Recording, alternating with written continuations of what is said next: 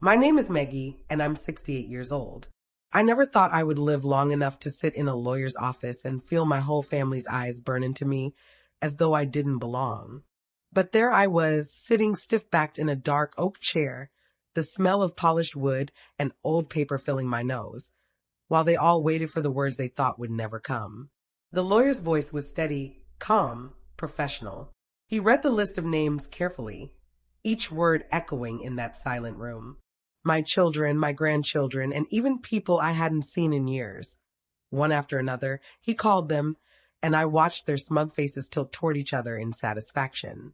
They were sure. They were certain. My name would not be called. I could feel Simon's eyes on me, my eldest son, my first baby, the one I held against my chest when the world felt too cruel. His mouth was twisted into the smallest smirk, as though he had already won. My heart broke and hardened at the same time. Then the lawyer's voice shifted. He paused, glanced at me, and cleared his throat. And finally, he said, to Maggie. The room froze. Simon's smirk fell off his face. My daughters exchanged panicked looks. My grandchildren sat straighter in their chairs, not daring to move. The only sound was the quick snap of Simon's pen breaking in his fist. And in that moment, everything changed. But before I tell you what came next, I need to take you back. Back to when the cracks first began to show, long before the will reading, when my own blood decided I was worth less than the dirt under their shoes. It started 2 years ago, on a bright spring morning. The air smelled of lilacs, and the birds outside my window sang like the world was brand new. I remember standing in my little kitchen, stirring oatmeal on the stove, humming to myself.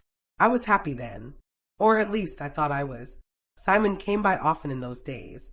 He would smile wide when he walked in, kissing my cheek and saying, "Hey, Mom, you look good." I would beam with pride, thinking how blessed I was to have raised such a fine man. But slowly, ever so slowly, I started to notice things. At first, it was little comments. "You don't really need this big house anymore, do you, Mom? Must be hard keeping it up." Or, "Maybe you should think about simplifying, less stress for you." I laughed it off. I thought he was just concerned about me. But then came the missing money. Small amounts from my wallet, excuses about needing gas or groceries. When I asked, he would chuckle, pat my hand, and say, "Oh, Mom, don't worry, I'll put it back." It never came back. And still, I tried to be kind. I told myself that he was stressed, that maybe life was harder on him than he let on. I even covered for him when his sisters asked why he always seemed to be borrowing. I believed kindness would save him. But kindness alone cannot save those who do not want saving. One afternoon, I walked into my bedroom to find Simon rifling through my jewelry box. My heart sank. My mother's locket was in his hand, the one she wore until the day she died. I gasped, and he jumped like a thief caught in the night. "Simon," I whispered, "what are you doing?" His face went red and then hard. "I was just looking, Mom. Don't be so dramatic." But I wasn't dramatic. I was heartbroken. From there, things spiraled.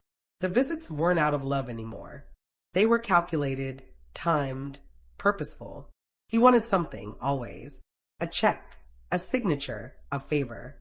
And when I hesitated, his smile would vanish and a coldness would take its place that chilled me to my bones. Still, I tried. Lord help me, I tried to keep my family together. I baked pies when the grandchildren visited. I made Christmas bright with lights and gifts I couldn't always afford. I listened when they complained, gave advice when they asked, and held my tongue when they hurt me. But betrayal has a way of creeping into your bones, slowly rotting you from the inside out. The breaking point came on a rainy Thursday afternoon. I remember the sound of the storm pounding the windows as Simon stood in my living room, demanding I sign over part of my property. "Mom," he said, his voice sharp, "you're not using half of this land anyway. Think of it as an investment. You don't want strangers buying it, do you?" I stood there, trembling, clutching my hands together. "Simon, this house, it's all I have left. Your father built this porch with his own hands. I can't just." His fist slammed against the wall and I flinched. His eyes burned with something I had never seen before. "Don't make this harder than it has to be," he hissed. And just like that, I saw the truth. The son I had loved and raised wasn't standing before me anymore. In his place was a man consumed by greed, willing to strip me of everything I had to satisfy his own hunger. I wanted to collapse. I wanted to scream. But instead, I stood taller. No, I said softly. I won't sign. His face twisted. For the first time, he looked at me not as his mother, but as his enemy. The storm outside grew louder, rattling the windows. He grabbed his coat, his jaw tight. You'll regret this, he spat, before storming out into the rain. I sank into my chair, shaking, tears streaming down my face. In that moment, I knew I had lost him. My own son. But I also knew something else. This wasn't the end. And as the thunder cracked outside, I whispered to myself, if it's war he wants, it's war he'll get. Because I had one thing Simon had forgotten, I wasn't weak. Not anymore. The story didn't end that night. It was only the beginning. And 2 years later, at that reading, when the lawyer spoke my name and Simon's pen snapped in his fist, well, let's just say that was the moment he realized the mother he thought he had destroyed still had one final move left. But what I chose to do with that power, that's where everything changed. The silence was so heavy you could almost hear it pressing against the walls. My name still hung in the air like a ghost that refused to leave. To Maggie, the lawyer had said. Simon's pen snapped clean in half. Ink splattered across his palm, but he didn't notice. His jaw was clenched so tight I thought his teeth might crack. My daughters, Hannah and Claire, shifted uncomfortably, their polished smiles faltering. The grandchildren glanced between their parents and me, too young to understand, but old enough to sense the storm gathering. I sat still, my hands folded neatly in my lap, my heart beating so loud I feared they could hear it. I didn't speak. Not yet. Let them stew in it. The lawyer cleared his throat and continued, his voice as calm as a steady river. But I barely heard him. My mind was on Simon, on that look in his eyes, a mixture of shock, rage, and something else I couldn't quite name. Fear, maybe. I could feel the questions burning through the room. Why her? How could she still be included? Didn't we already take everything from her? But they didn't know. They had no idea the plan I had set in motion long before we all stepped into that office. As the lawyer kept reading, I leaned back in my chair, letting the memories flood me. It wasn't that long ago that I was sitting alone in my house, wondering how my life had become so lonely, wondering how my own children, my own flesh and blood, could turn so cold. After that stormy night when Simon demanded the land, things between us only grew worse. He stopped pretending. No more fake smiles, no more polite, "How are you, Mom?"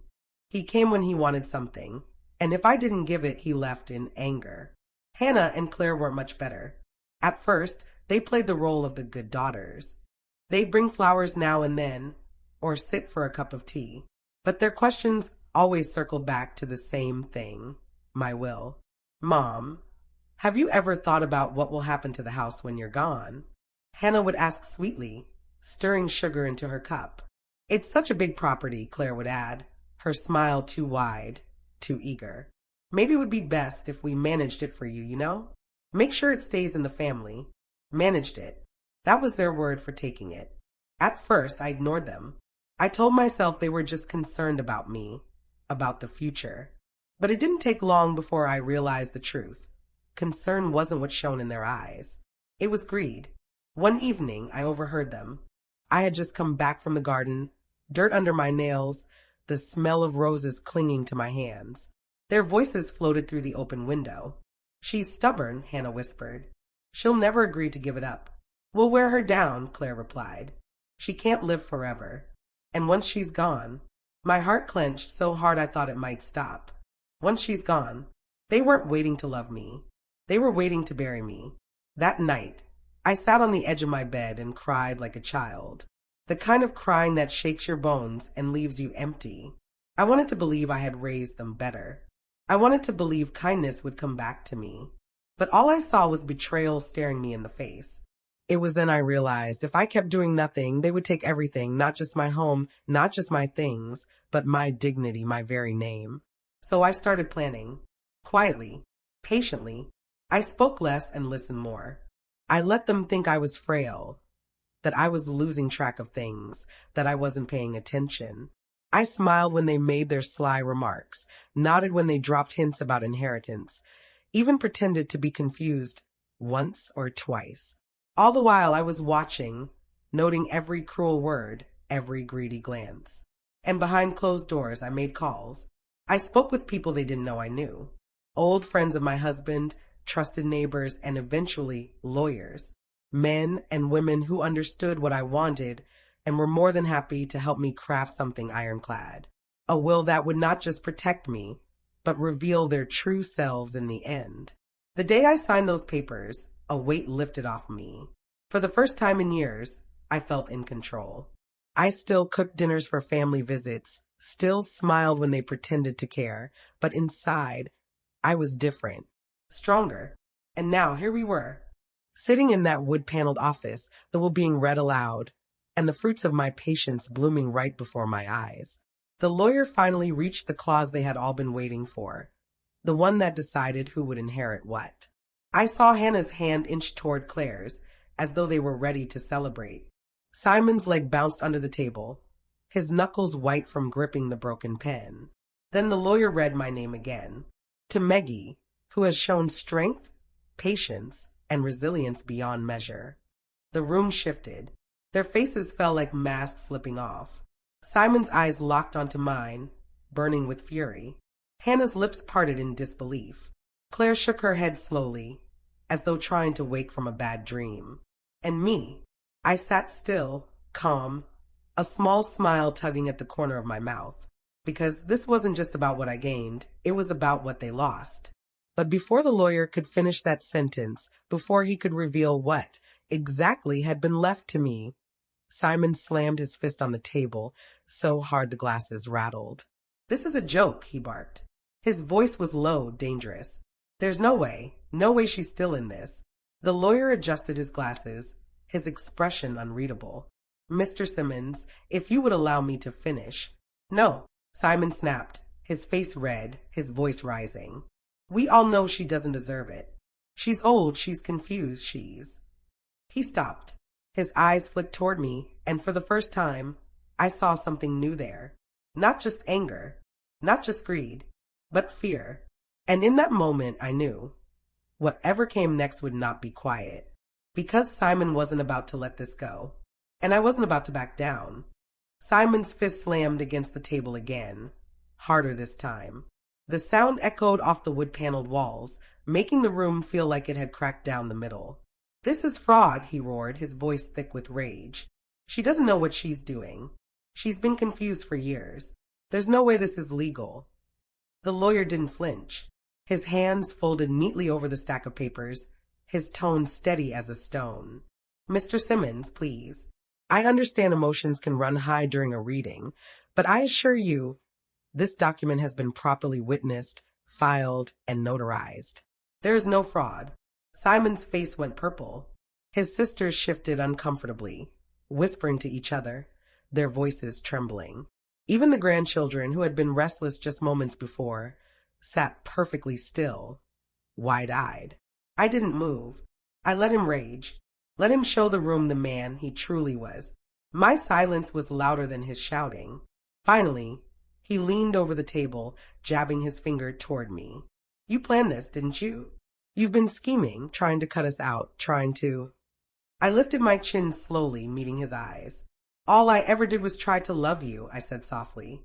The words hung in the air. He blinked, caught off guard, but only for a second. Then he spat, "Love me? Don't pretend you're some saint. You always played favorites.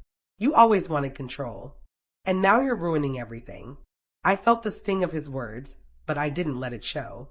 Instead, I looked at Hannah and Claire.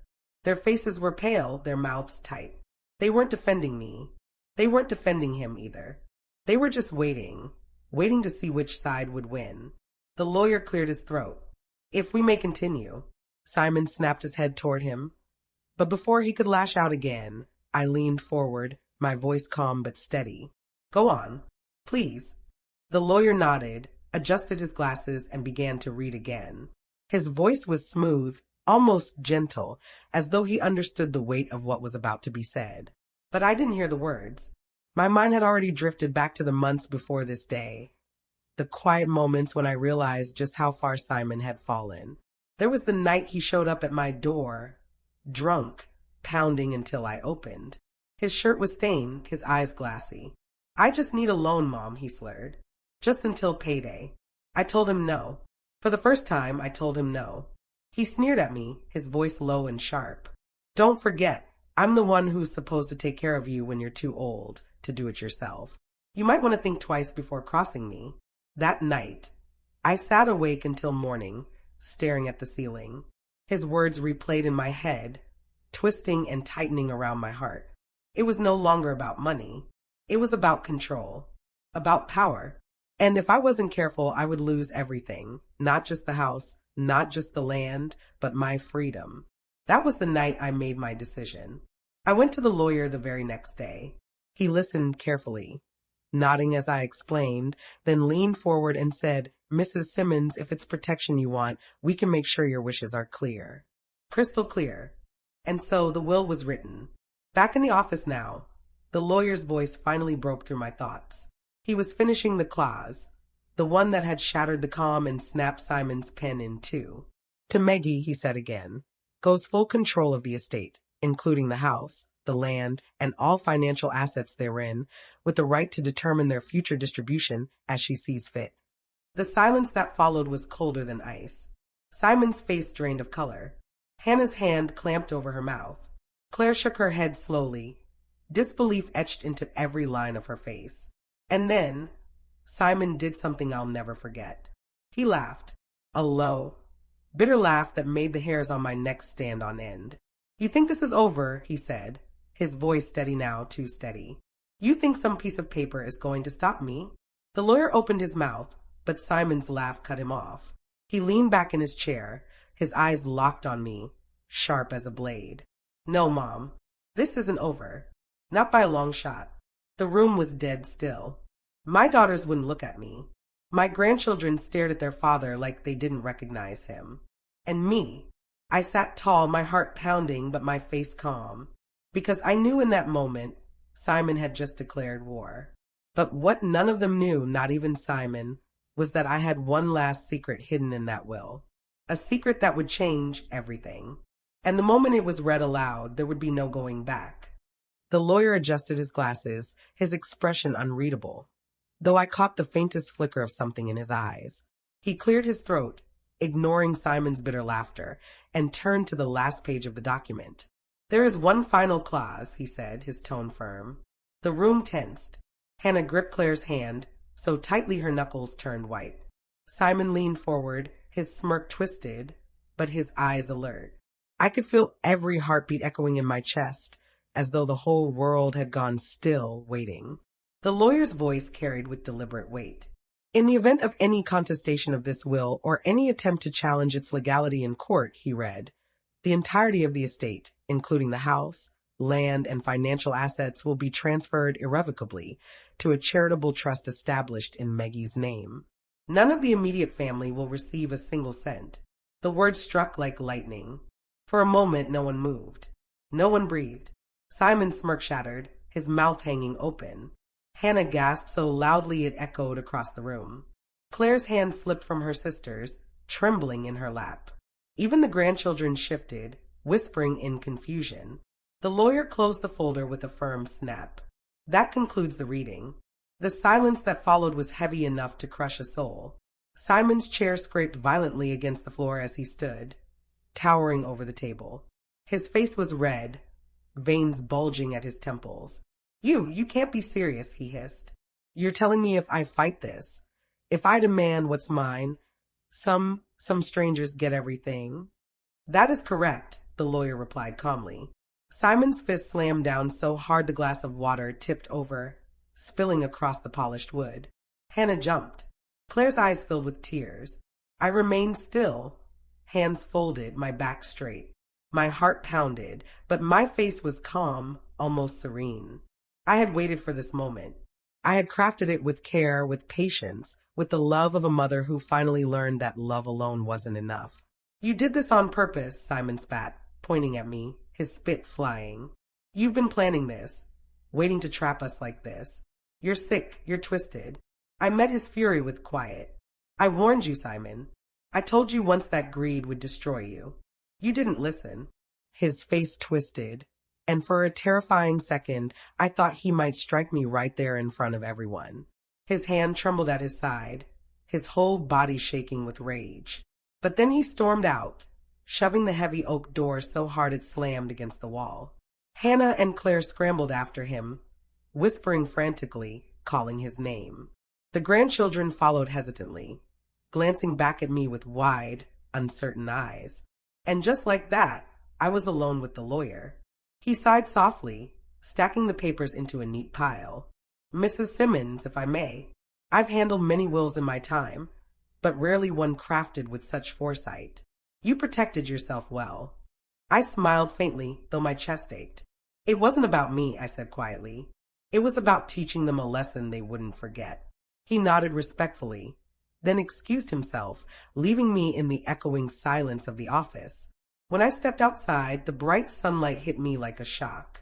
The air smelled of cut grass, the street humming with everyday life, cars passing, children laughing somewhere in the distance. It was almost cruel, how normal the world looked when my own had just split open. They were waiting for me by the curb. Simon leaned against the hood of his car, arms crossed, his face dark as thunder. Hannah stood close, whispering urgently to him, while Claire wrung her hands, her eyes darting nervously. When they saw me, the whispers stopped. Simon pushed off the car, stepping toward me. His voice was low, almost calm, but his eyes burned like fire. You think this is over? You think you can humiliate me in front of my own family? In front of my kids? I stopped on the sidewalk, clutching my bag tightly. This wasn't about humiliation, I said softly. It was about truth. His jaw tightened. For a long moment, he just stared at me, the weight of his silence pressing down like a storm cloud. Then he leaned closer, so close I could smell the sharp tang of ink still staining his hands. You're going to regret this, he whispered. Hannah gasped, reaching for his arm, but he jerked away. Claire looked down at her shoes, silent. And then, without another word, Simon slid into his car, slammed the door, and roared away, the tires screeching against the pavement. Hannah and Claire scrambled into their own car and followed, leaving me standing on the sidewalk, the sunlight suddenly colder. I drew in a shaky breath, willing my legs not to give out beneath me. I had won this battle. But the war... Oh, the war was far from over. And that night, when I returned home, I found a letter slipped under my front door. No name, no address, just 5 words scrawled in harsh, angry ink. This house won't be yours. The letter lay on my kitchen table, its black ink screaming at me in the quiet of the house. This house won't be yours. I must have read it 100 times, my fingers tracing the sharp, angry letters, as though by touching them I could understand who had written them. But deep down I already knew. Simon. It was his handwriting, slanted, harsh, impatient. The same handwriting I'd seen on crumpled homework assignments when he was a boy, on the little notes he used to leave me when he stayed out late. But now, instead of love you, Mom, it was a promise, a threat. For the first time in years, my house no longer felt safe. I double-locked the doors that night, checked the windows twice, even pulled the curtains tight. The clock ticked louder than usual, the old house creaked inside, and every sound made me jump. I told myself to stay calm, that Simon's anger had gotten the best of him, and this was nothing more than an empty threat. But a mother knows her son, and I knew Simon wasn't bluffing. The next morning, I tried to return to routine. I watered my roses, fed the stray cat that had taken to curling up on my porch, made a pot of coffee strong enough to steady my hands. But every task felt heavy, my eyes drifting constantly to the windows, expecting a shadow, a knock, something. By noon, I had convinced myself I was being foolish. I decided to walk to town, something I hadn't done in months. The sun was warm, the air smelled faintly of honeysuckle, and the rhythm of my steps on the sidewalk soothed me. People waved, and I smiled, even if my heart wasn't in it. At the grocery store, I ran into Mrs. Thompson, my neighbor of nearly 30 years. Her eyes lit up when she saw me. "Maggie," she said warmly, clutching her basket. "You look well. How was the reading?" Did everything go smoothly? I hesitated. The truth pressed at my lips, but I swallowed it down. The last thing I needed was the whole town whispering about my family shame. It went as expected, I said with a polite smile. She tilted her head, as though she sensed more, but she let it be. Well, if you ever need anything, you know where I am. Her kindness almost undid me. For a moment, I wanted to pour everything out. The threats, the betrayal, the fear gnawing at me. But instead, I just nodded and moved on. Back home, the afternoon passed in uneasy quiet. I sat by the window, knitting, though my hands shook so badly I dropped stitches over and over. I told myself I was being paranoid. I told myself Simon wouldn't dare cross a line that far. And then, just as dusk fell and the world outside turned gold, I heard it. A car engine. Slow. Too slow. It rolled down my street, past my house, then again 10 minutes later. I peeked through the curtain, my breath caught in my throat.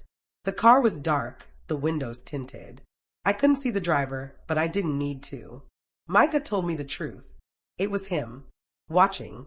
Waiting. That night, sleep was impossible. Every creak of the house made my eyes snap open. Every gust of wind against the windows felt like footsteps on the porch. I lay in bed, clutching the phone, wondering if I should call someone, anyone. But who would believe me? To them, Simon was a respected man, a father, a businessman, not the kind of man who would stalk his own mother. By morning, exhaustion clung to me like a second skin. I tried to keep busy, sweeping, dusting, baking a pie I didn't even want to eat. Anything to keep my mind from circling the same terrifying thought. He won't stop. And I was right. That evening, just as the sun dipped low and shadows stretched across the lawn, I stepped onto the porch to bring in the cat's bowl. My foot caught on something. Another envelope. I froze, my heart hammering. My fingers trembled as I bent down and picked it up. No stamp, no address, just like before. I opened it with shaking hands and my blood ran cold. This time it wasn't words. It was a photograph. A picture of me, taken through my own kitchen window while I sat at the table reading the first letter. The photograph slipped from my trembling hands and fluttered to the floor. I stared at it lying there, the image staring back at me, my own face captured through the kitchen window, had bent over the first letter. My knees buckled, and I gripped the edge of the table to keep myself upright. 1,000 thoughts collided in my mind, each one worse than the last. He had been close enough to take this picture, close enough to stand outside my window without me knowing. I sank into the chair, clutching the edges of the table, my breath coming in short, sharp gasps. The house felt smaller suddenly, like the walls were pressing in on me, like the shadows in every corner were hiding eyes. Simon. It had to be Simon. But a small, dreadful part of me whispered, what if it wasn't only him? What if he's pulling others into this too? I grabbed the phone with shaking hands and dialed his number. It rang twice before his voice, calm and almost amused, came through. Mom, he said, dragging the word out like honey dripping off a spoon. I swallowed hard. Why are you doing this? My voice cracked, betraying my fear. Doing what? He asked, mock innocence thick in his tone. You're imagining things again. You've always had a dramatic streak. The photograph shook in my hand. I know it's you, Simon. I know you were here, watching me. For a moment, there was silence, and then a low chuckle. You should close your curtains, Mom, he said softly. The world's not safe. Anyone could be out there. The line went dead. My hand trembled so badly I nearly dropped the phone. His words clung to me like a stain. Anyone could be out there. I wanted to call the police, but what would I say? That my son had slipped a photograph under my door? That he admitted nothing but laughed in my ear? They dismissed me as an old woman spinning tales, and Simon knew it. He was playing with me. He wanted me afraid. That night, I locked every door, every window, even shoved a chair under the front doorknob like I'd seen in movies. I barely slept, drifting in and out, every sound magnified, every shadow stretched into something sinister. By morning, I looked in the mirror and hardly recognized myself. My eyes were sunken, my skin pale, my hair in wild disarray. I was tired of being afraid. So I decided to fight. I pulled out the old box of files I kept in the hall closet, the one full of documents, photographs, and memories. Inside, I found what I needed. Proof of the years I had supported Simon. Checks I'd written, bills I'd paid, even the police report from the time I bailed him out after a bar fight he swore wasn't his fault. If he wanted war, then I would build my arsenal carefully, piece by piece. But even as I sorted through the papers, I felt the weight of eyes on me. I couldn't shake it. By afternoon, I forced myself to leave the house, if only to breathe fresh air. I walked to the edge of the property, the gravel crunching under my shoes. The old oak tree swayed gently in the wind, the same tree where Simon used to climb as a boy, calling, "Watch me, Mom." Tears stung my eyes. What happened to that boy? Where had he gone? I sat on the porch steps, staring at the horizon, the ache in my chest heavy. The quiet stretched on, almost peaceful, until I heard it. The crunch of gravel. Behind me, I whipped around, my heart leaping into my throat. And there he was, Simon, standing at the edge of my yard, his hands shoved into his pockets, his eyes fixed on me. He didn't speak. He didn't move. He just stood there, watching. My breath caught. I rose slowly, my knees weak, gripping the porch railing for support. "Simon," I whispered, though my voice barely carried. He smiled then. Not the smile of a son greeting his mother. Not the smile of love or warmth. It was cold, sharp, deliberate. And without a word, he turned and walked away. I sank back onto the steps, shaking. The image of his smile burned into my mind. But when I went back inside later that evening, I found something that froze me to the core. Another photograph, this one taped to my bathroom mirror. The photograph clung to the bathroom mirror, held in place by a strip of clear tape. My reflection stared back at me through it, pale and hollow-eyed, framed by the image of myself asleep in bed. Asleep. My stomach twisted, bile rising in my throat. He hadn't just been outside. He had been inside. Inside my home. Inside my bedroom. Close enough to hear my breath. Close enough to watch me in the most vulnerable state a person can be. I stumbled back, my shoulders slamming into the wall. My hands shook so badly I could hardly peel the photograph off the glass. I crumpled it in my fist, my chest heaving with panicked breaths. How long had he been in here? How many times? I ran through the house, throwing open closet doors, checking behind curtains, under the bed, even in the attic crawl space. Nothing. Empty. But the silence mocked me. The house no longer felt like mine. It was his now, a place he could invade at will. My knees buckled, and I sank onto the couch, pressing my face into my hands. For a long while I wept, silent, bitter sobs that seemed to wring out years of love and trust in one cruel flood. When I finally lifted my head, the tears had dried into something else, something harder. I wasn't just afraid anymore. I was angry. Simon thought he could break me. He thought if he rattled me enough, I'd hand over everything, beg him to stop, fold under the weight of his threats. But he had forgotten who I was. I had survived the death of my husband. I had raised 3 children on my own. I had endured heartbreak, loneliness, poverty, and I was still standing. I walked to the kitchen, pulled out a notebook, and began to write. Every detail, every threat, every letter. The photograph, the phone call, the sight of him standing in my yard. If the police wouldn't believe me now, they would have to when I showed them everything together. For the next few days, I lived cautiously. Curtains closed tight, locks checked 3 times, my phone always in my pocket. I kept notes of every sound, every passing car, every shadow that seemed too long. The fear was still there. It pulsed in my veins, kept me awake at night, but underneath it, something new had taken root. Resolve. I told myself I would not let Simon win. But then, on the 4th night, everything shifted again. It was late. Midnight, maybe later. The house was quiet. The kind of quiet that presses against your ears until you can hear your own heartbeat. I lay in bed, staring at the ceiling, exhaustion tugging at me, but sleep refusing to come. Then I heard it. A creak. Not the house settling. Not the wind. A deliberate creak. Slow and heavy. as though someone was shifting their weight on the floorboards. My blood turned to ice. I sat up, straining to listen. Another creak. Closer this time. With shaking hands, I reached for the lamp, flicking it on. The soft glow spilled across the room, chasing away the shadows. The door to my bedroom was half open. I froze, staring at the crack of darkness beyond it. And then I saw it. A shadow moved across the hallway. Slow, careful. Someone was inside my house. The shadow slid across the hallway, stretching thin against the light spilling from my bedroom lamp. My breath caught in my throat, so loud I was sure he could hear it.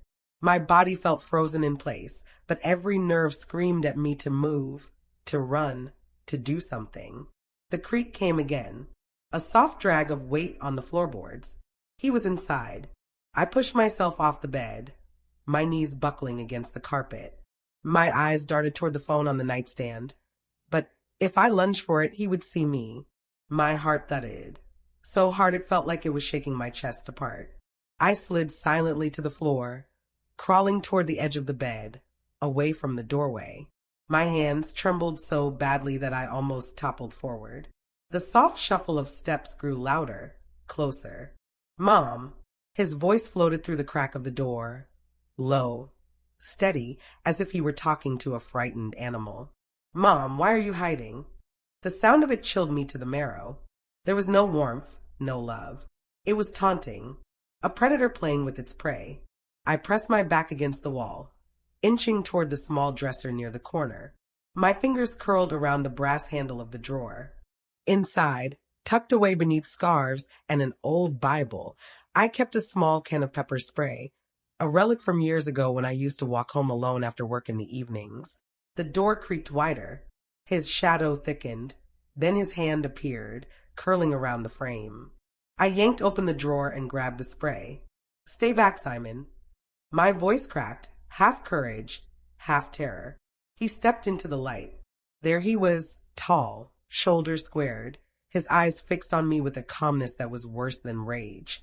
His lips curved into that same cold smile I had seen on the edge of the yard. "Mom," he said softly, like he was coaxing a child. "You don't need that. You don't need to be afraid of me. You broke into my house," I whispered, my hand shaking as I aimed the canister at him. "You've been leaving things, watching me. Stop it. You need to leave." His smile widened just a fraction. "I just wanted to see you," he said. "That's all. You've been keeping me out, shutting me out, and it hurts, Mom. It really hurts. Hurts." I almost laughed, a bitter, broken sound. "You've been tormenting me, threatening me. You took pictures of me while I slept." He tilted his head, his eyes narrowing, voice dropping lower. "Because you've forgotten who you belong to. You've forgotten what family is. You gave everything away to strangers, to that lawyer, to anyone but me. I'm your son. It should be mine. All of it." His voice shook then, just slightly, betraying the anger boiling beneath his calm mask. "Get out," I said, louder now, my hand steadying on the spray. "Or I'll call the police. I swear I will." For the first time, his expression faltered. His eyes darkened, the smile slipping away. "You do that to your own son? You stopped being my son the moment you started treating me like prey." Silence. The words hung heavy in the room. Then, faster than I expected, he stepped forward. I pressed the button on the spray. A sharp hiss filled the air, and Simon staggered back, clutching his face with a howl. I ran, bare feet pounding down the hallway. Down the stairs, my lungs burning with fear. I yanked open the front door and stumbled into the night air, screaming into the darkness. "Help! Somebody, please." The neighborhood was quiet, but the sound tore from my throat again, louder this time. Lights flicked on in a house across the street. Behind me, Simon cursed, his voice muffled by the sting of the spray. "You'll regret this, Mom." I ran across the yard, tripping over my own robe, until I reached the safety of the neighbor's porch. I pounded on their door, desperate, half collapsed by the time it opened. Mrs. Fletcher, an older woman with a nightcap pulled over her gray curls, gasped when she saw me. "Maggie? Lord, what's happening?"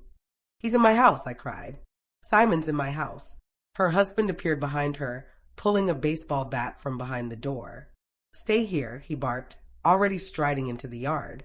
But by the time the police arrived, called by Mrs. Fletcher in a flurry of panic, Simon was gone. The back door of my house was wide open, the night wind blowing through like a ghost. He had vanished, leaving only footprints in the grass and a trail of dread that clung to every corner of my chest. The officers took my statement. They walked through the house, shining flashlights, jotting down notes, but I could see it in their faces, the hesitation, the doubt.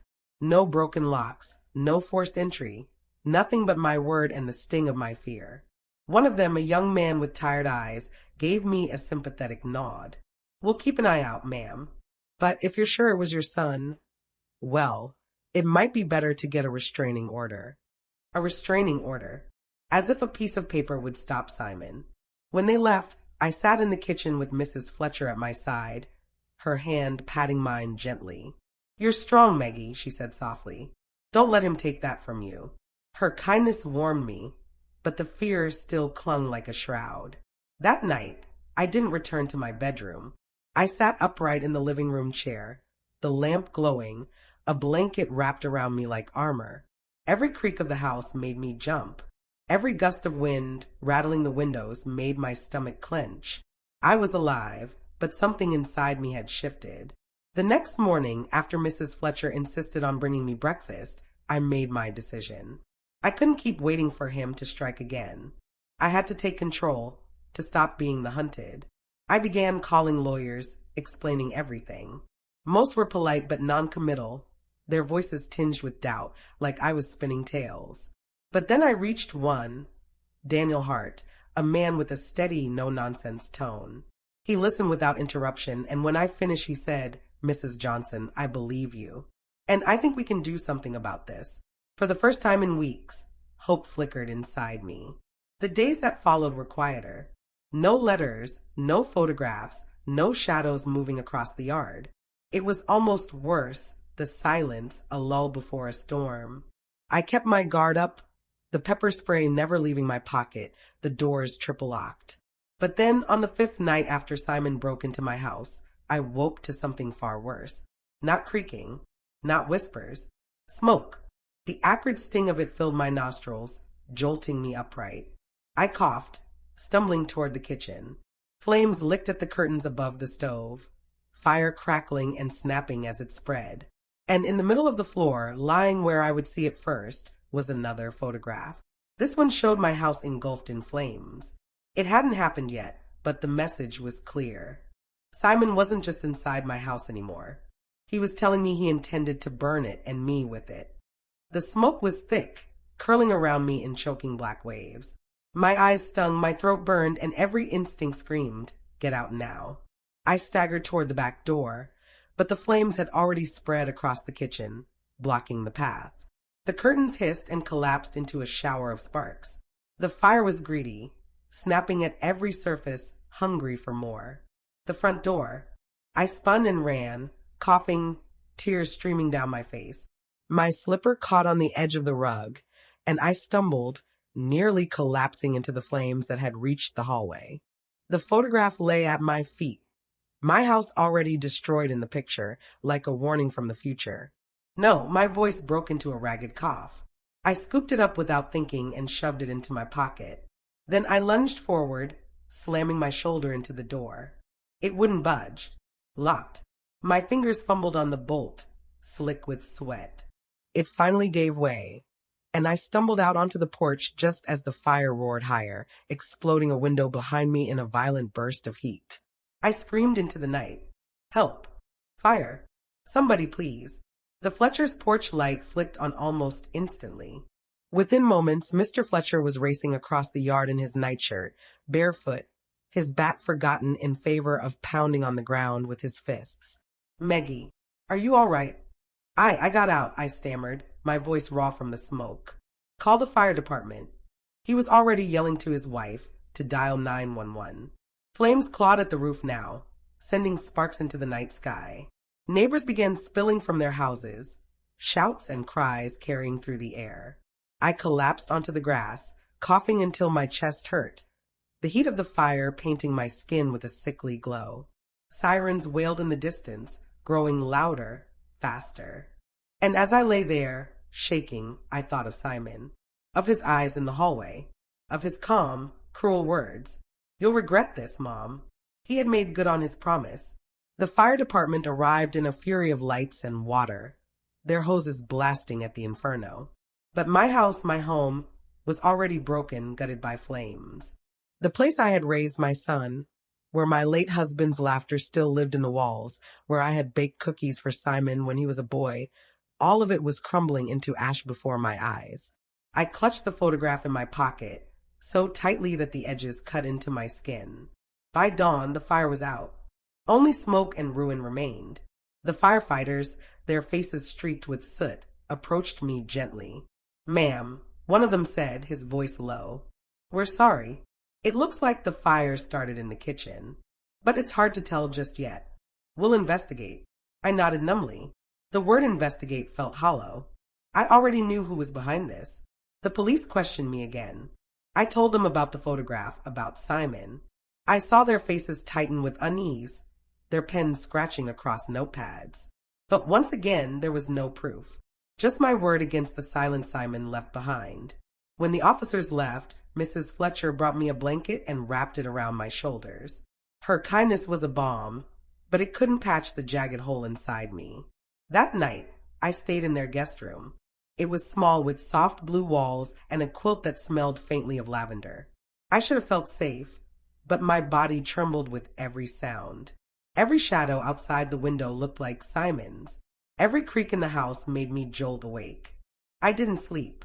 Instead, I replayed it all in my mind. The suitcase on the porch, the will reading, the photographs, the whispers, the break-in, and now the fire. It wasn't just harassment anymore. It was war. But in that darkness, an ember of resolve sparked within me. Simon wanted me broken, scared, powerless. I couldn't give him that. Not anymore. The next morning, I met with Daniel Hart, the lawyer who had believed me.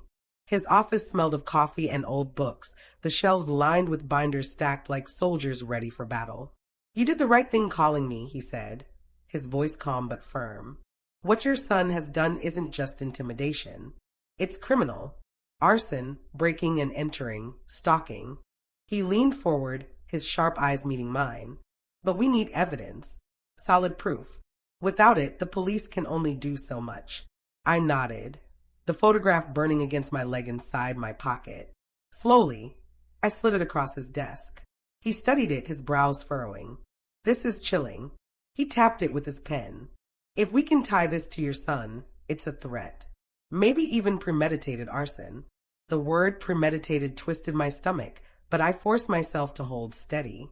Daniel leaned back in his chair. "Here's what I suggest. First, we secure a restraining order. It won't stop him, but it gives us a legal framework. Second, we start gathering proof, cameras, locks, documentation. Every letter, every photograph, every encounter. If he slips again, and he will, we'll have him." I felt a flicker of hope, small but real. "I'll do whatever it takes," I whispered. And I meant it. The days that followed were heavy with ash and memory. The fire had taken my home, my safe space, my sanctuary. But it hadn't taken my will. I moved into a small apartment across town, courtesy of a kind friend from church. It was modest, nothing like the house I had lost, but it was mine for now. I installed locks. I bought cameras. I carried the pepper spray everywhere. My fingers curled around it even in my sleep. For a while, the quiet returned. No letters, no photographs, no shadows. But the silence didn't bring peace. It brought dread, because I knew Simon was out there, watching, waiting. And then one evening, as I was locking the front door, I found something new. A small box, wrapped in brown paper, sitting neatly on the mat. My hand shook as I picked it up, every nerve screaming that I shouldn't. But I couldn't leave it there. I carried it inside, placed it on the kitchen counter, and stared at it for what felt like hours. Finally, I tore the paper away. Inside was a single item. A key. My key. The one that had gone missing weeks ago from my old house. And taped to the key was a note, written in Simon's slanted hand. "You can change the locks, Mom, but I'll always have a way in." My knees gave out, and the box clattered to the floor. The war wasn't over. It was just beginning. The key lay in my hand like a curse, cold, heavy, and cruel. My son's handwriting scrawled across the note taped to it mocked me with its certainty. "You can change the locks, Mom, but I'll always have a way in." I couldn't breathe. My chest felt locked tight, as if the key itself had jammed into my lungs and turned. I stumbled backward until my spine pressed against the kitchen wall. The sound of my own pulse thundered in my ears. The cameras, the locks, the pepper spray, all the precautions, and still, Simon found a way to remind me that none of it mattered. He was always one step ahead. I sank into a chair, clutching the key so tightly it bit into my palm. A tremor ran through me. The fire hadn't been enough for him. Destroying my home hadn't satisfied whatever hollow hunger gnawed inside his chest. He wanted more. He wanted me. But beneath the fear, something else burned. Anger. White hot and raw. This was my son. The boy I had raised with bedtime stories and packed lunches. The boy whose scraped knees I had kissed, whose tears I had wiped. The boy I had fought for when his teacher said he was too distracted, when the neighborhood boys teased him, when life seemed unfair. Now that boy had become my tormentor. And yet, as much as it shattered me, I couldn't ignore the truth. If Simon thought I would surrender, he didn't know me at all. I shoved the key back into the box and taped it shut again, sealing the horror inside. Then I grabbed my phone and called Daniel Hart. My lawyer answered on the second ring, his voice steady as always. "Daniel," I said, my voice trembling. He left me a box with my missing key and a note. Silence for a moment. Then, "Don't touch it anymore. We need fingerprints. Put it somewhere safe until I can have an investigator collect it." "I can't keep living like this," I whispered. My voice cracked, and the tears I'd been holding back broke free, hot on my cheeks. "He's breaking me, Daniel. Piece by piece. You're stronger than you think," he said. "This proves he's slipping. Leaving evidence like this is reckless. It's the kind of mistake we can use against him. But you must stay calm, Maggie. Document everything. Let me handle the rest." His calm steadied me, like a lighthouse beam in the storm. Still, when I hung up, the silence of the apartment pressed against me like a suffocating blanket. Every creak in the walls made me jump. I checked the locks 3 times before finally crawling into bed. Sleep was no comfort. My dreams twisted into flames and smoke, Simon's shadow at every corner. When I woke, gasping, the quilt tangled around me like a trap. Dawn was just breaking. For days, I lived in that rhythm. Fear in the night, exhaustion in the day. I jumped at the sound of mail sliding through the slot. I checked the windows compulsively, scanning for any sign of him. I tried to distract myself with church meetings, with friends bringing over casseroles and tea. But even in their company, I felt eyes on me. The apartment no longer felt like a home. It felt like a cage. And yet, the smallest moments of kindness became lifelines. Mrs. Fletcher stopped by with fresh bread, insisting I eat at least a slice. A neighbor down the hall, a young mother named Rachel, offered to walk me to my car in the evenings. Each act reminded me that not everyone was cruel, that the world wasn't Simon's alone. But the fear never loosened. It happened one night, a week after the box arrived. I had just returned from the grocery store, my arms heavy with bags. As I stepped into the kitchen, I froze. The box, it was back on the counter, exactly where I had first found it. I had locked it away in a cabinet, sealed tight, waiting for Daniel's investigator. And now here it was, as though it had never left. The grocery bag slipped from my arms, cans rolling across the floor with hollow clangs. My breath came in shallow bursts. Slowly, I reached for the counter, my fingers trembling. The box looked the same, the brown paper still intact. But I knew it wasn't the same one. Simon had been here, inside my apartment, inside my sanctuary. The realization hit like ice water pouring down my spine. He had walked these floors, breathed this air. Maybe he had stood in this very spot, watching, waiting. I backed away, my legs weak beneath me, until I hit the wall. The pepper spray was in my pocket, but what good was it against a shadow that slipped through locks and walls like smoke? I fumbled for my phone, dialing Daniel first, then the police. My words tumbled over themselves, sharp and frantic. The officers came quickly this time. They dusted the box for prints, examined the locks, questioned me again. But as before, Simon was a ghost. No sign of forced entry. No witnesses. No cameras catching him in the act. When they left, I sat in the quiet of the apartment, the echo of their boots fading. My hand shook so badly I could barely lift a glass of water. But then I thought of the will reading, of Simon's smug certainty that my name would never be called, of the way he looked at me when it was. He wanted me erased. Erased from his life. Erased from this world. But I was still here. And I wasn't leaving quietly. That night, I took out a notebook and began writing everything down. Every event, every word, every shiver of fear. If Simon thought he could break me into silence, he was wrong.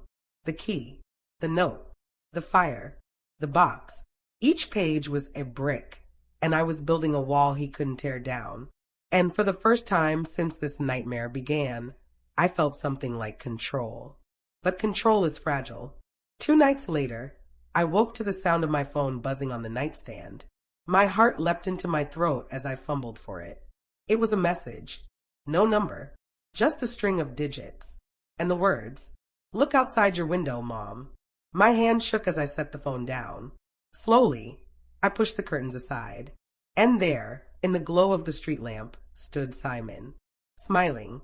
Watching. Not hiding anymore. His face was pale in the glow of the streetlight, his shadow stretching across the pavement like a stain that could not be scrubbed clean. Simon. My son. The boy I had cradled in my arms. The man who had stood in the lawyer's office with a pen snapping in his hand. And now here he was, standing outside my window, watching me like a predator marking prey. My breath caught, and I stumbled backward, the curtain slipping from my fingers. My pulse thundered so loudly I thought the whole building must hear it. The phone buzzed again. "Don't bother calling the police, Mom. I'll be gone before they come." I clutched the phone until my knuckles turned white, fighting the urge to scream. My legs shook so badly I collapsed onto the edge of the bed, every muscle quivering like it might snap. Minutes passed, though each felt like an hour. I forced myself to peek again through the curtain, heart pounding. He was gone. The street below was empty, silent. But that was worse, because if Simon wasn't standing under the street lamp, where was he now? I didn't sleep the rest of the night. I sat in the chair by the window, pepper spray clutched in one hand, the other resting on the phone. Every creak of the building made me flinch. Every gust of wind against the glass made my breath hitch. When dawn finally broke, my body ached with exhaustion. But I made a choice. If Simon thought he could terrorize me into silence, he was wrong.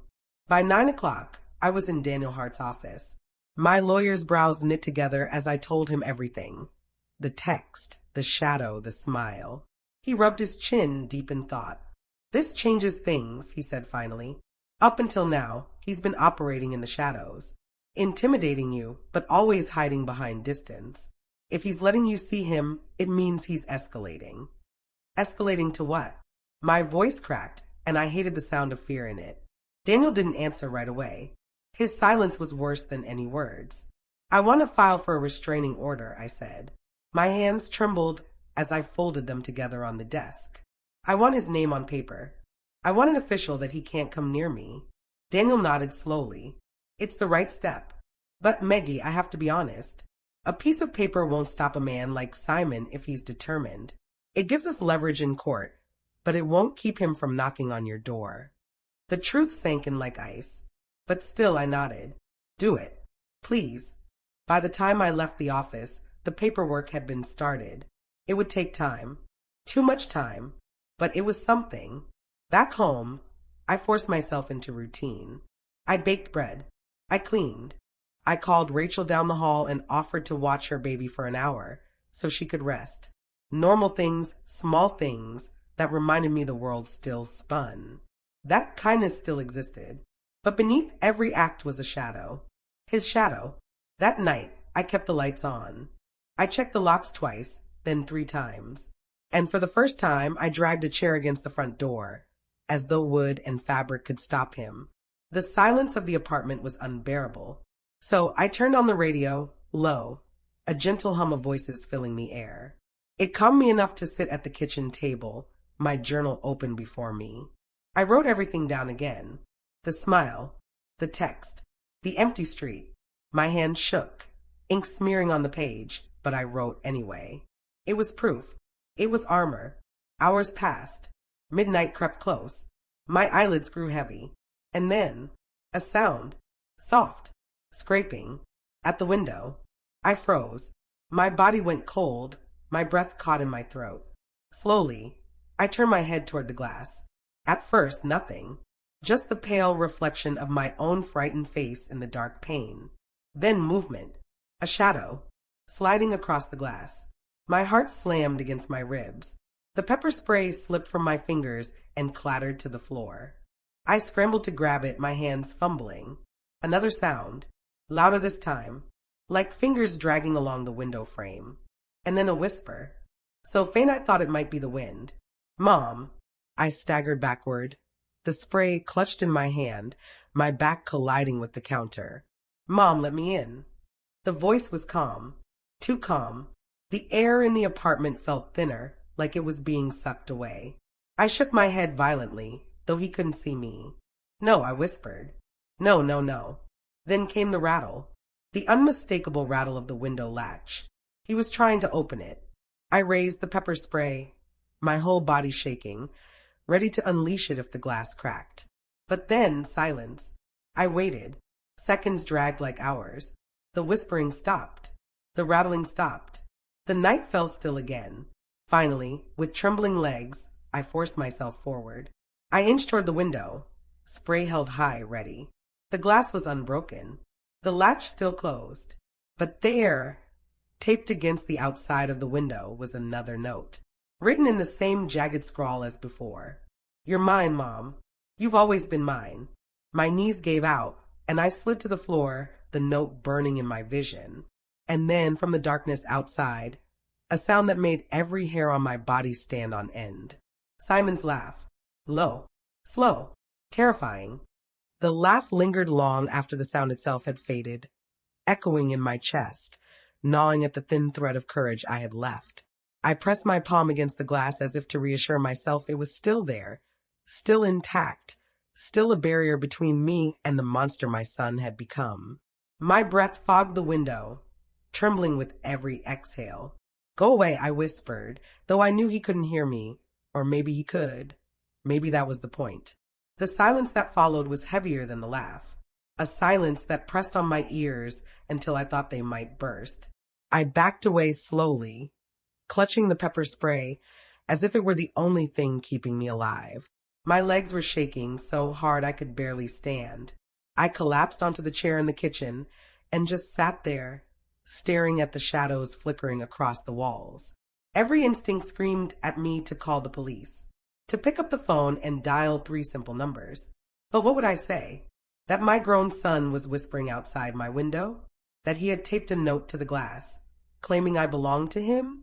Would they even take me seriously? Or would they shrug, mark me down as another family squabble, and move on to real emergencies? And worst of all, if Simon found out I'd called them, what would he do next?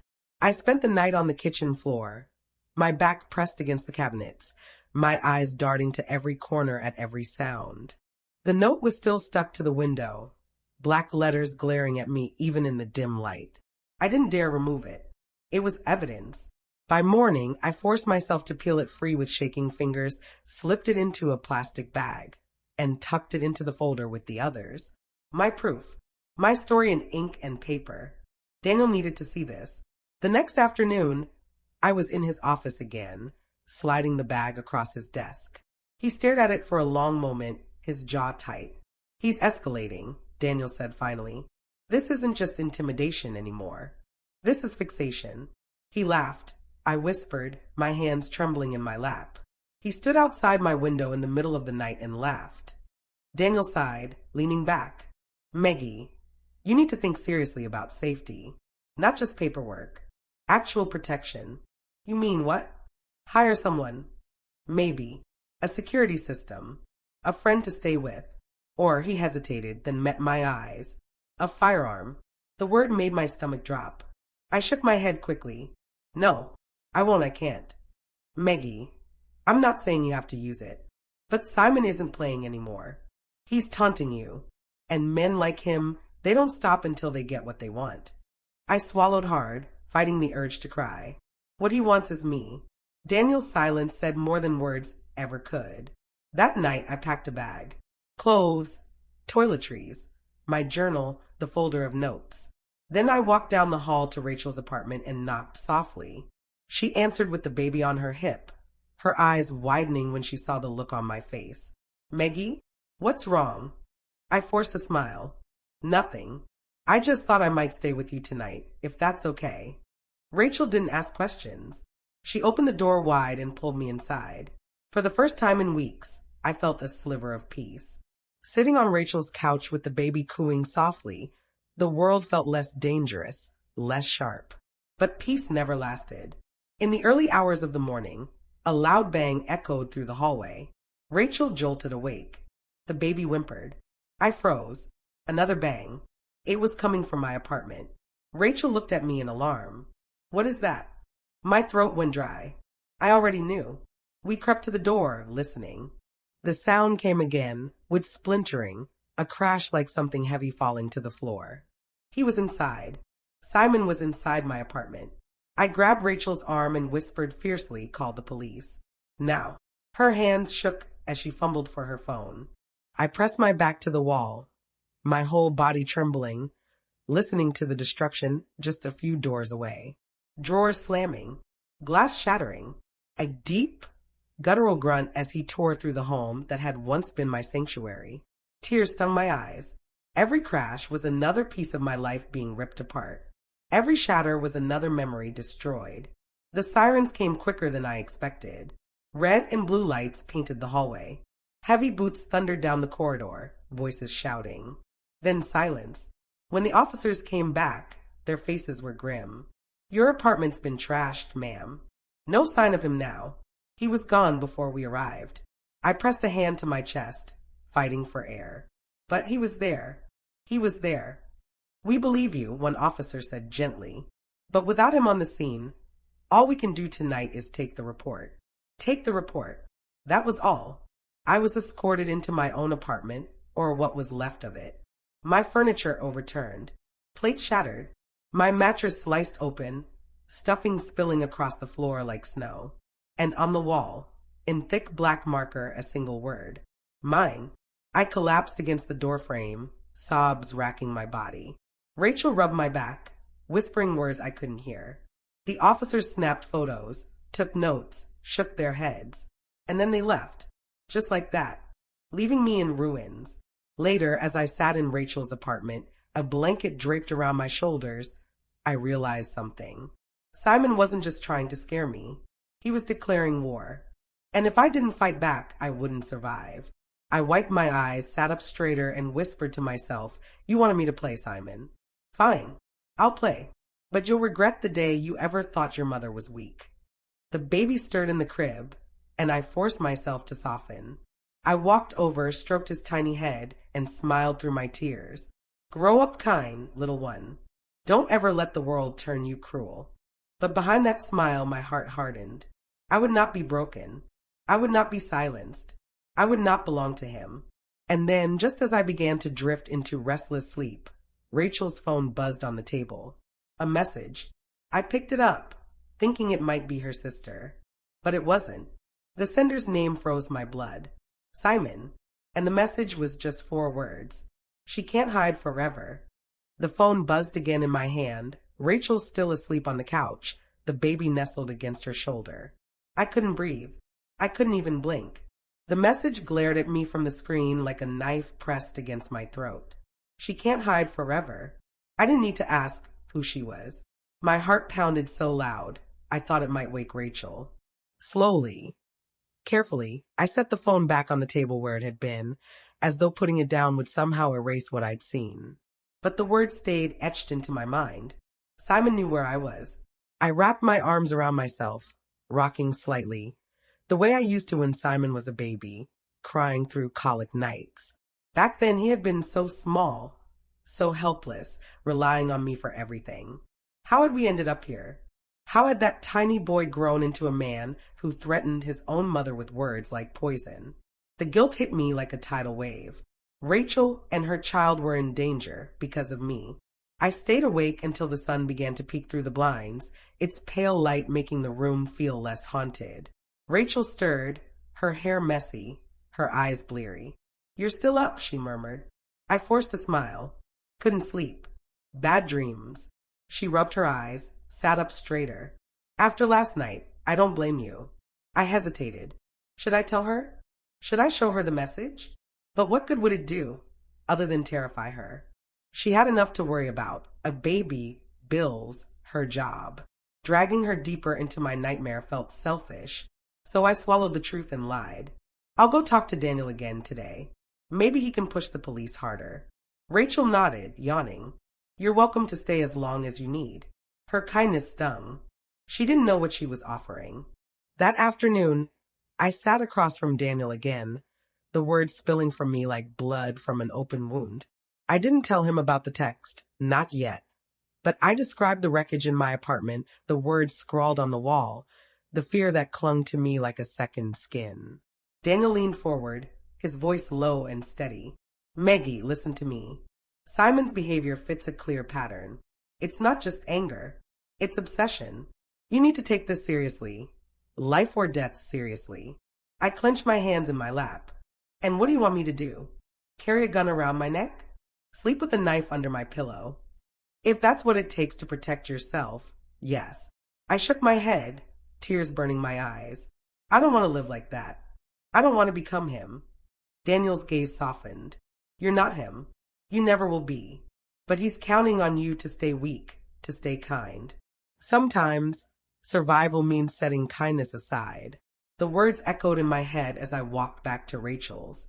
Survival means setting kindness aside. But what if kindness was all I had left? The day passed slowly. The baby giggling, Rachel fussing over dinner, life pretending to be normal. I tried to join in, to smile, to laugh at the baby's antics, but every shadow felt like Simon's eyes watching me. That night, I sat by the window, staring out at the street below. Every car that passed, every figure walking on the sidewalk made my heart jump. Was it him? Was he watching? The text haunted me. She can't hide forever. By midnight, I couldn't stand it anymore. I slipped quietly out of Rachel's apartment and down the hallway to my own door. The police had warned me not to go back alone, but I had to see. I had to face what he had done. The door creaked as I pushed it open. The air smelled of dust and destruction. My apartment was a graveyard of broken things, the word "mine" still smeared on the wall like a scar. I walked slowly through the rooms, picking my way through the wreckage. My hand shook as I touched the torn mattress, the shattered dishes, the photographs ripped from their frames. And then I saw it. On the kitchen counter, amid the chaos, sat a single mug. My favorite mug. The one with tiny blue flowers I used every morning for tea. It was perfectly intact. But inside it, folded neatly, was a note. My knees went weak. I forced myself to reach for it, to open it with trembling fingers. In bold, sharp letters, it read, "You'll come back to me. You always do." The mug slipped from my hands, shattering on the floor. That was how Rachel found me, curled on the kitchen tiles, rocking back and forth with the note clutched in my fist. "Maggie, oh my God, why didn't you tell me you were coming here alone?" she cried, helping me up. I wanted to tell her about the text, about the message on her phone, about everything, but the words stuck in my throat. Instead, I just held up the note, my tears blurring the letters. Rachel paled. "He's not going to stop, is he?" I shook my head. "No, he won't stop until one of us is gone." We didn't sleep that night. We sat in Rachel's living room, the baby nestled between us, the note lying on the table like a curse. And just as dawn began to break, the sound came. A slow, deliberate knock on Rachel's door. 3 times. Knock, knock, knock. We froze, staring at each other. The baby stirred, whimpering. The knock came again, louder this time. Rachel's face drained of color. "Maggie," she whispered. I pressed a finger to my lips, my heart hammering so hard I thought it might break my ribs. Whoever was on the other side of that door knew we were inside, and they weren't leaving. The knock came again, louder, harder, more deliberate. Rachel and I sat frozen on the couch, the baby squirming restlessly in her arms, making soft noises that sounded impossibly loud in the silence of the apartment. Knock, knock, knock. Don't move, I whispered, clutching Rachel's arm. My own breath felt too loud, too heavy. Rachel's eyes darted to the door, then back to me. What if it's him? She mouthed. I didn't answer because the truth was sitting heavy in both our chests. The knock didn't come again. This time there was only silence, the kind of silence that makes your ears ring. I stood slowly, every muscle in my body trembling. My feet barely made a sound on the floor as I crept toward the door. Rachel shook her head violently, mouthing again, "Don't." But I couldn't stop myself. Something deep inside me needed to know. I pressed my eye against the peephole. My breath caught. It wasn't Simon. It was Daniel. I sagged against the door, relief crashing over me in a wave so sharp it made me dizzy. "It's Daniel," I whispered, unlocking the door. Rachel exhaled shakily as I pulled it open. Daniel stood there, his face grim, his eyes sweeping over me, and Rachel like he was checking to see if we were still alive. "Why didn't you answer the first time?" "Because we thought you were Simon," Rachel blurted out. Daniel stepped inside, shutting the door firmly behind him. "That's exactly why I'm here. I got a call from a contact downtown. Simon's been asking questions about you, Maggie. He knows you're not at your apartment anymore. It's only a matter of time before he finds out you're here." Rachel paled, clutching her baby tighter. "You mean he could show up at my door?" Daniel didn't sugarcoat it. "Yes, that's why we need to move fast." I sank onto the couch, my head spinning. He left me a note. At my apartment, in my favorite mug. Daniel's face hardened. "That's a message. He's telling you he can get close whenever he wants. And that means the clock's ticking." Rachel's voice cracked. "So what do we do? What's the plan?" Daniel crouched in front of me, his voice firm. "You've got two choices, Maggie. You can run, disappear, start fresh somewhere Simon will never find you. Or you can stand your ground and fight back legally, through the courts, through restraining orders, through evidence we can stack against him. But both roads are dangerous. Running means you'll always be looking over your shoulder. Fighting means confronting him head on." I closed my eyes, my heart aching. Running sounded easy, tempting. But it would mean abandoning Rachel, abandoning my life, abandoning myself. And then I remembered something Daniel had said earlier. Sometimes survival means setting kindness aside. No, this time, survival meant facing the storm, not hiding from it. I opened my eyes and looked at him. I'm not running. I've run from too many things in my life. I won't add my own son to the list. Daniel nodded once, like he'd been expecting that answer. "Then we need to gather every scrap of evidence we can. Every text, every note, every threat. I'll call a judge I know, someone who doesn't bow to intimidation. We'll push for an emergency restraining order first thing tomorrow." Rachel let out a shaky breath. "What if that just makes him angrier?" Daniel's eyes flicked toward her. "It probably will. But it also gives us a paper trail, protection, and the law on our side." For a moment, silence hung heavy in the room. Then the baby let out a small cry, breaking the tension. Rachel rocked her gently, her face still pale but determined. Daniel placed a hand on my shoulder. "Get some rest if you can. Tomorrow everything changes." He left shortly after, promising to call first thing in the morning. Rachel locked the door behind him and double-checked it twice before finally sitting back down. The night dragged on endlessly. Every creak of the building, every car outside, every bark of a distant dog made me jump. But somehow exhaustion won, and I drifted into a shallow, uneasy sleep. When morning came, Daniel kept his word. By noon, we were sitting in a cramped courtroom, the walls lined with file cabinets and the air smelling of stale coffee. The judge, a stern woman with steel-gray hair and sharp eyes, listened as Daniel laid everything out. The messages, the destruction in my apartment, the note in the mug. Simon wasn't there, but his presence loomed in every word, every piece of evidence displayed before the judge. She leaned back in her chair when Daniel finished. This is not a typical case of domestic conflict, she said firmly. This is stalking. This is harassment. And this is dangerous. Her gavel came down with a sharp crack. Emergency restraining order granted. Relief washed over me. For the first time in weeks, it felt like I could breathe. But that feeling didn't last. That evening, back at Rachel's, my phone buzzed. A new message. From Simon. I hesitated before opening it, dread curdling in my stomach. It was a photo. Of me. Taken from outside Rachel's apartment window. The caption read, "Paper won't protect you." The phone slipped from my hand. Rachel caught it, her face going white as she read the words. Daniel's warning echoed in my head, louder than ever now. It's not just anger. It's obsession. And obsession doesn't stop with a piece of paper. My hands trembled as I looked at Rachel. He's here.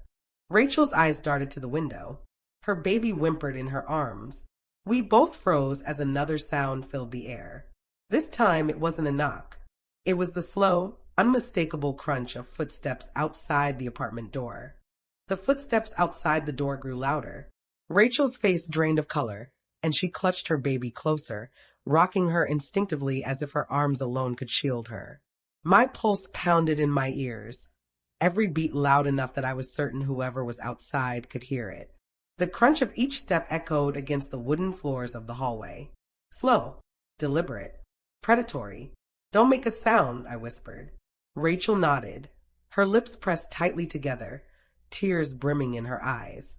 The footsteps stopped. We waited, the silence unbearable.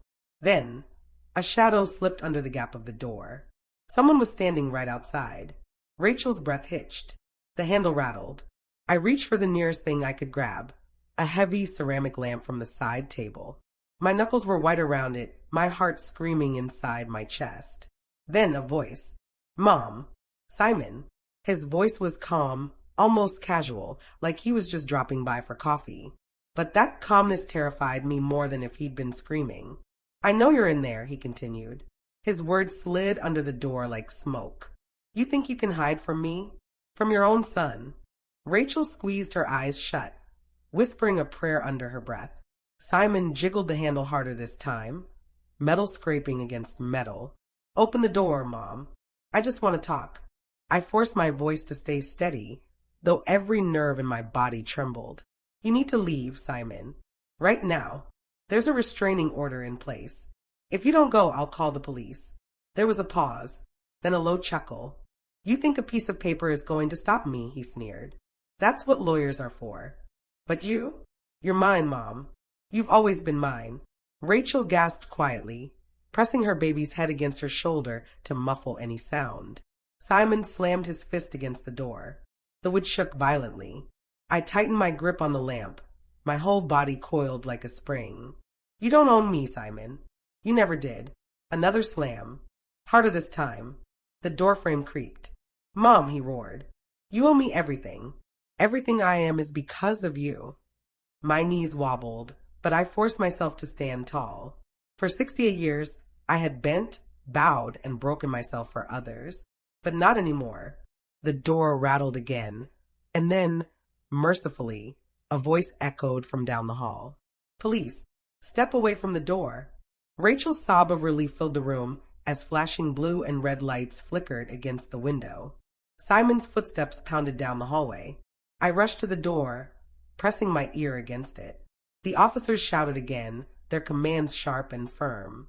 There was the sound of a struggle, shoes scraping against the floor, curses spilling from Simon's mouth. Then silence. A heavy silence, broken only by the static of radios and the shuffle of boots. When the knock finally came, it wasn't Simon. It was an officer. Ma'am, it's safe now. You can open the door. I dropped the lamp, my fingers stiff and trembling. Rachel unlocked the door slowly, her arms still tight around her baby. 2 officers stood there, one of them gripping Simon in handcuffs. His face was twisted with fury, his eyes locked on me. You think this is over, he spat, thrashing against the officer's hold. I'll never stop. You hear me, Mom? Never. They dragged him away as his voice echoed down the hallway like a curse. Rachel shut the door quickly, leaning her back against it as if she could block out his words. I collapsed onto the couch, my body shaking uncontrollably. Daniel rushed in moments later, his chest heaving, sweat dripping down his temples. He must have driven like the devil himself was on his tail. "Is everyone okay?" he demanded, scanning us quickly. Rachel nodded weakly, tears still streaming down her cheeks. I couldn't speak yet, so I just gave the smallest nod. Daniel crouched beside me, his hand steady on mine. "He's going to jail, Meggie. This time, the evidence, the restraining order, the witnesses, it's enough. They won't let him walk away from this." I wanted to believe him. I wanted to breathe easy, to let the nightmare fade. But Simon's words echoed in my head. "You think this is over?" That night, sleep didn't come. Every shadow outside the window made me flinch. Every sound of the wind against the glass felt like footsteps. But when the morning sun finally broke, painting the walls with light, I made a choice. Fear wouldn't be my prison anymore. The following weeks were a blur of court hearings, depositions, and testimonies. Simon sat across from me in the courtroom, his stare burning into me like fire. But for the first time, I didn't lower my gaze. I met his eyes with steel in mine. Rachel testified bravely, her voice trembling but her words sharp. Daniel laid out every fact, every piece of evidence, his voice steady and relentless. And me, I spoke the truth. I spoke of the years I'd spent sacrificing everything for a son who saw only weakness in kindness, who twisted love into control. I spoke of betrayal, of heartbreak, of survival. And I spoke of the moment I chose to stop running. When the verdict came, Simon's mask finally cracked. Guilty on all counts. The words rang like church bells in my ears. The judge's gavel slammed down, and Simon was sentenced not just to prison, but to mandatory psychiatric treatment. For once, the law didn't fail me. As they led him away, his eyes found mine. But this time, it wasn't rage I saw. It was fear. And I knew, deep down, that he had finally lost. The weeks that followed were not easy. Healing never is. Rachel and I attended therapy sessions together, learning to untangle years of guilt and pain. Daniel remained by my side, steady as stone, reminding me that even in brokenness, strength could bloom again. One afternoon, sitting on Rachel's porch with the baby giggling in my lap, Rachel looked at me with tears in her eyes. "You saved us, Mom," she whispered. "I don't know how you did it, but you did." I kissed the baby's soft head, feeling the warmth of her tiny hand clutching my finger. "No, Rachel," I said softly. "You saved me. You gave me something to fight for when I thought I had nothing left." The sun dipped low, painting the sky in hues of gold and pink. For the first time in a long time, I felt peace. Simon's shadow would always linger, but it no longer ruled me. I had taken back my life. And in the quiet of that evening, surrounded by the laughter of my granddaughter and the steady presence of those who truly loved me, I finally understood what Daniel had meant all along. Sometimes survival isn't just about setting kindness aside. Sometimes it's about redefining it not as weakness, but as the strongest weapon we have. And I knew without doubt that this was the beginning of my revenge. Not in anger, not in bitterness, but in living fully, loudly, and without fear. Because the greatest revenge I could ever give Simon was surviving him,